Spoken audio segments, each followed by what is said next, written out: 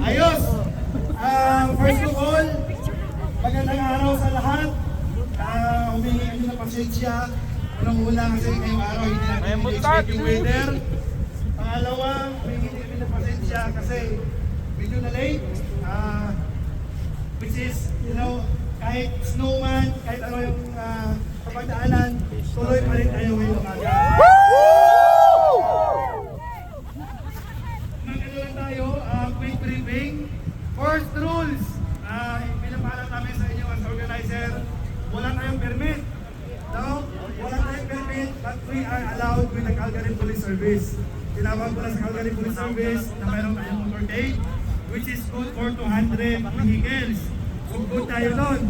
So first rules, kailangan natin i-follow ang traffic rules. So anong traffic rules? Pag may permit tayo, kahit red light, pwede tayong dumiretso. Pero which is wala tayong permit ngayon, walang close road na mangyayari. Pag red light, stop tayo. Kailangan natin i-follow yung rules para palayo tayo sa problema, palayo tayo sa ticket. Pangalawa, yung flag, kaninong sasakyan to? Yung flag, yan. Kailangan be secured first and foremost. Kasi hindi pwede yung more than what do you call this? 18 inches. So pag more than 18 is our own risk.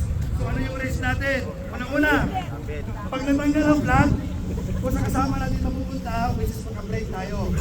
Pero pag sa kabilang lane pumunta at maka-cause tayo ng accident, wala na tayong motorcade na mangyayari. So which is kung gusto natin matuloy yung motorcade, i-avoid natin yung accident sa road. Pangalawa, balloons. Lahat ng balloons allowed. Walang problema. Ano man kulay ng balloons mo, wag lang pula. Kahit anong kulay, wag lang pula. Okay. Sa flaglets naman, yung mga maliliit na flag, so we know ang sasakyan.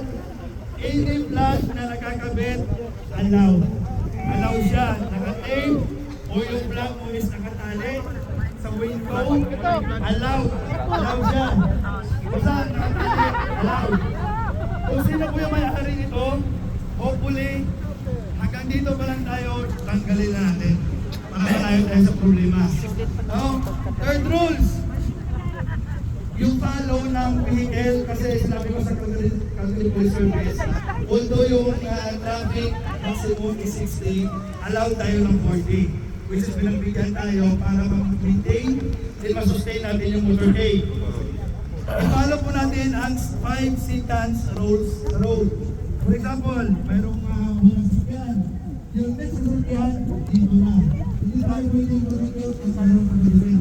Kasi mag-problema din tayo kung mayroong mag-complain. Hindi man galing sa ibang tao yung mag-complain, pero malay natin, baka mayroong pinadala dito na espiya. Diba? Lahat tayo ngayong araw, umaga, snow lang to, 2:30 tayo.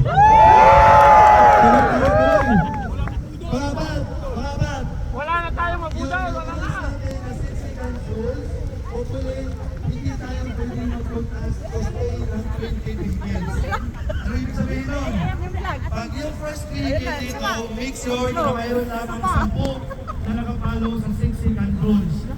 Mayroon lamang tayong 10 vehicles allowed, and then after that, 10 vehicles allowed, and then after that, 10 vehicles allowed.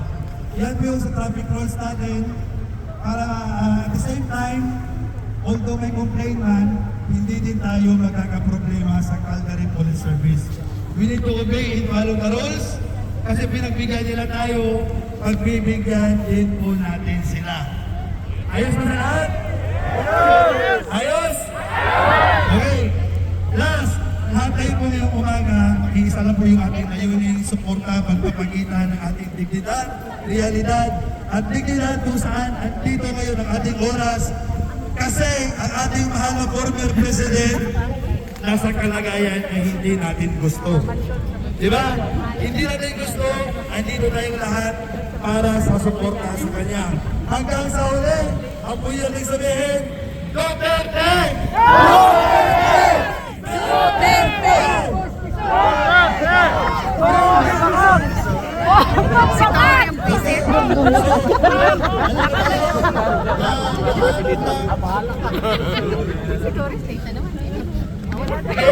Ito, siguro lahat mayroon ng idea kung saan yung rota. Lalabas tayo ng 60th Street. 17. 16 to. 60th Street, labas tayo. Sunod-sunod na lang para walang mawala.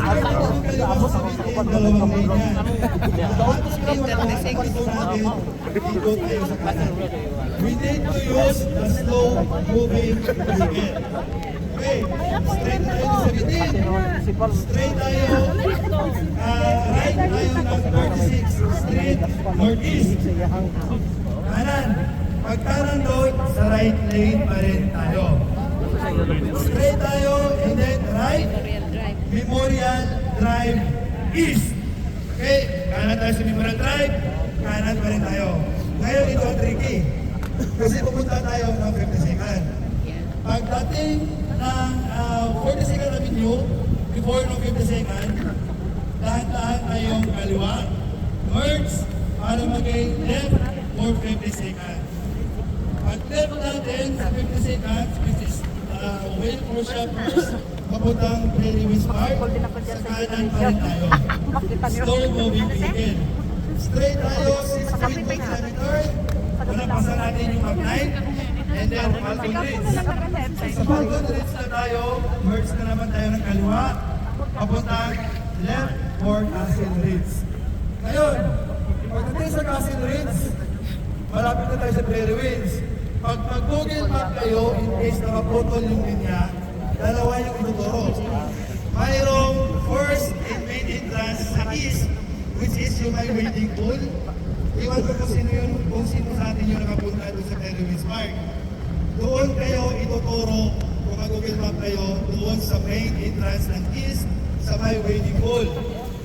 Ngayon, mayroon din tayo mga security doon, or mga